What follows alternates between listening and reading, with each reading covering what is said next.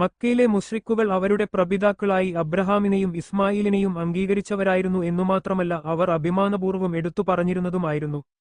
മക്കയിലെ അറബികളുടെ പിതൃവംശപരമ്പരകളെല്ലാം അവസാനിക്കുന്നത് ഇസ്മായിലിലാണ് എന്നത് വളരെ അറിയപ്പെട്ട കാര്യമാണ്. മുഹമ്മദ് നബിയുടെയും അബൂബക്കറിനെയും ഉമറിന്റെയും എല്ലാം വംശപരമ്പര അവസാനിക്കുന്നത് കാബ് ബനു ലുഅയ് എന്ന ഇസ്മായിൽ സന്തതികളിൽപ്പെട്ട വ്യക്തിയിലാണ്.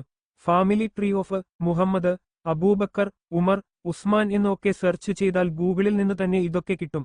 മക്കയിലെ മുശ്രിക്കുകളുടെ ഒക്കെ പിതൃപരമ്പര അവസാനിക്കുന്നത് അബ്രഹാമിലാണ്. ഇതുപോലും ഒന്ന് ഗൂഗിൾ ചെയ്ത് നോക്കാൻ അറിയാത്തവർ ഒക്കെയാണ് ഇസ്ലാമിക വിമർശനത്തിന് ഇറങ്ങുന്നത് എന്നതാണ് തമാശ. മക്ക മുശ്രിക്കുകൾ അബ്രഹാമിനെയും ഇസ്മായിലിനെയും അംഗീകരിച്ചിരുന്നു എന്നു മാത്രമല്ല ഇവരുടെ ചിത്രങ്ങളും പ്രതിമകളും ഒക്കെ ഉണ്ടാക്കി കാബയുടെ അകത്ത് പ്രതിഷ്ഠിച്ചിരുന്നു.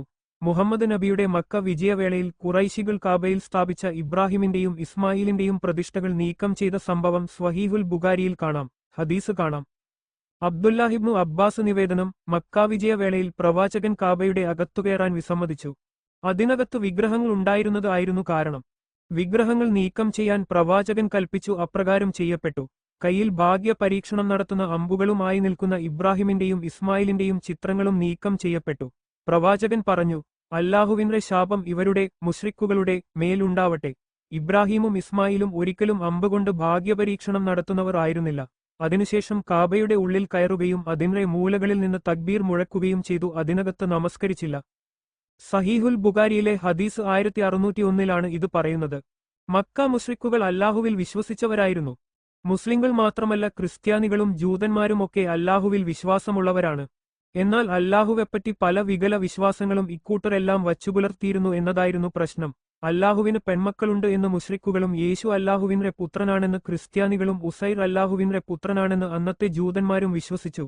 തങ്ങൾ വിളിച്ചു പ്രാർത്ഥിക്കുന്ന മഹാത്മാക്കൾ അല്ലാഹുവിന്റെ അടുക്കൽ തങ്ങളുടെ കാര്യം ശുപാർശ ചെയ്യും എന്നും അല്ലാഹുവിങ്കലേക്ക് തങ്ങളെ കൂടുതൽ അടുപ്പിക്കുമെന്നും മക്ക മുശ്രിക്കുകൾ വാദിച്ചു. ഇബ്രാഹിം നബിയുടെയും ഇസ്മായിൽ നബിയുടെയും ഒക്കെ ചിത്രങ്ങളും പ്രതിമകളും വരെ കാബക്കുള്ളിൽ അവർ സ്ഥാപിച്ചിരുന്നു എന്ന കാര്യം മുകളിൽ ഹദീസിൽ കണ്ടല്ലോ. മക്ക മുശ്രിക്കുകൾ അബ്രഹാം പാരമ്പര്യത്തിൽ അഭിമാനിച്ചിരുന്നവരും അബ്രഹാമിന്റെ ദൈവമായ അല്ലാഹുവിൽ വിശ്വസിച്ചവരുമായിരുന്നു. പക്ഷേ വികലമായ വിശ്വാസമായിരുന്നു അവരുടേത്. അല്ലാഹുവിനു മാത്രം അർഹതപ്പെട്ട ആരാധനയിൽ അവർ പങ്കാളികളെ ചേർത്തു. എന്നാൽ ഇന്നത്തെ ജൂതന്മാരും മുസ്ലിങ്ങളും മാത്രമാണ് ഒരേ ദൈവത്തിൽ വിശ്വസിക്കുന്നത്. ക്രിസ്ത്യാനിസം എബ്രഹാമിക്ക് വിശ്വാസമല്ല. ഇത് പറയാൻ കാരണം അവർ ഒരു മനുഷ്യനിലാണ് വിശ്വസിക്കുന്നത്. ദൈവത്തിനു മകനുണ്ട്. ദൈവം മനുഷ്യാവതാരമെടുത്ത് ഭൂമിയിൽ വന്നു. ദൈവം മനുഷ്യാവതാരമെടുത്ത് ഭൂമിയിൽ വന്ന ജനങ്ങൾക്കായി പാപങ്ങൾ ഏറ്റുവാങ്ങി മരണപ്പെട്ടു എന്നൊക്കെയുള്ള വികലമായ വിശ്വാസമാണ് അവർ വച്ചു പുലർത്തുന്നത്. ഇവിടുത്തെ ഹൈന്ദവരും ആയിട്ട് അവരുടെ വിശ്വാസത്തിന് സാമ്യതകൾ ഏറെയാണ്. ഹൈന്ദവരും ഒന്നിൽ കൂടുതൽ ദൈവത്തിൽ വിശ്വസിക്കുന്നു. ദൈവത്തിന് മക്കളുണ്ടെന്ന് വിശ്വസിക്കുന്നു. ദൈവം മനുഷ്യാവതാരമെടുത്ത് ഭൂമിയിൽ വരുന്നുണ്ടെന്ന് വിശ്വസിക്കുന്നു. അത്തരത്തിൽ വിശ്വസിക്കുന്ന അനേകം ദൈവങ്ങൾ അവർക്കുണ്ട്. അത്തരത്തിൽ വന്ന ദൈവങ്ങളൊക്കെ മരണപ്പെട്ടു എന്നും അവർ വിശ്വസിക്കുന്നു. ഇത് തന്നെയല്ലേ ക്രിസ്ത്യാനികളുടെ തൃത്വവും? എന്നാൽ ക്രിസ്ത്യാനികളാണ് മുസ്ലിങ്ങൾ ഇന്ന് ഗോത്ര ദൈവത്തെ ആരാധിക്കുന്നു എന്ന് പറയുന്നത്. യേശുക്രിസ്തു ഞങ്ങൾ വിശ്വസിക്കുന്ന ഈസാ നബി വന്നു കഴിഞ്ഞ് 600 കൊല്ലം കഴിഞ്ഞിട്ടാണ് ഖുറാൻ വന്നത്, അതുകൊണ്ട് കോപ്പിയടിച്ചതാണ് എന്നാണ് അവരുടെ വാദം. അങ്ങനെ കോപ്പിയടിച്ചത് ആണെങ്കിൽ യഹൂദന്മാർ വന്നു കഴിഞ്ഞു 1000ഓളം വർഷങ്ങൾ കഴിഞ്ഞിട്ടല്ലേ യേശുവും വന്നത്? അപ്പോൾ നിങ്ങളുടെ വാദമനുസരിച്ച് യഹൂദന്മാരുടെ പുസ്തകം കോപ്പിയടിക്കുകയായിരുന്നോ? യഹൂദന്മാരുടെ തോറയും മുസ്ലിങ്ങളുടെ ഖുറാനും പരിശോധിച്ചാൽ അവരുടെ രണ്ടുപേരുടെയും ദൈവവിശ്വാസം ഒന്നാണ്.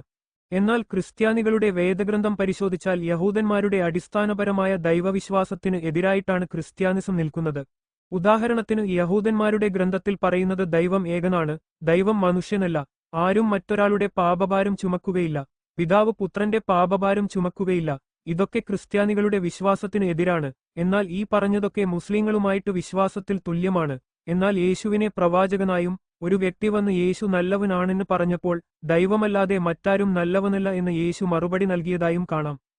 ഇതൊക്കെ സൂചിപ്പിക്കുന്നത് വിരൽ ചൂണ്ടുന്നത് മുസ്ലിങ്ങളുടെ വിശ്വാസത്തിലേക്കാണ്.